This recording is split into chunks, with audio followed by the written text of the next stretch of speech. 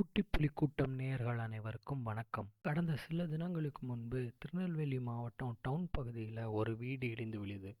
இதை ஆராய்ச்சி பண்ணுற மாவட்ட மற்றும் மாநகர நிர்வாகிகள் இந்த இடம் அரசுக்கான இதை ஆராய்ச்சி பண்ணிட்டு நிர்வாகிகள் இதை அறநிலைத்துறைக்கான இடம்னும் இது ஆக்கிரமிப்புப்பட்ட இடம்னு சொல்லி அதை திரும்ப அறநிலையிடம் ஒப்படைக்க மக்கள்கிட்ட நோட்டீஸ் அனுப்புகிறாங்க. இது நீதிமன்றத்துக்கு போகுது, வழக்காடுறாங்க.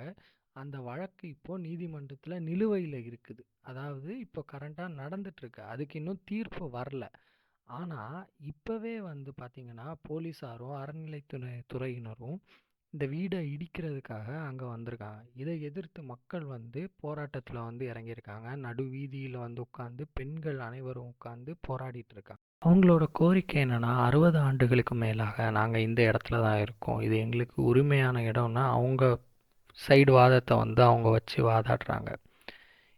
இப்போ என்ன பிரச்சனைனா, கோர்ட்டில் நிலுவையில் இருக்கக்கூடிய ஒரு கேஸை மதிக்காமல் தமிழக அரசு அவங்க வீடை அகற்றுறதுக்கு முயல்கிறாங்க.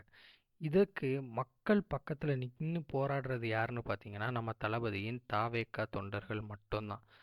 அவங்க வீடுதோறும் மக்களை சந்தித்து, நீங்கள் எந்த பயமும் படாதீங்க, இரவுலையோ இல்லை பகல்லையோ மழையிலையோ வெயில்லையோ எப்போ அரசாங்கம் உங்கள் வீடை முறையான அனுமதி இல்லாமல் இடிக்க வராங்களோ அப்போ நம்ம தொண்டர்கள் அதை தடுப்பாங்கன்ற ஒரு உறுதியை அவங்களுக்கு கொடுத்துட்ருக்காங்க.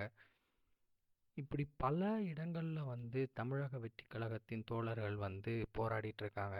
எக்ஸாம்பிள் சொல்லணுன்னா, மதுரையில் 2 இடத்துல இதே மாதிரி வீடு அகற்றுறதுக்காக எதிராக போராடிட்டு இருக்காங்க.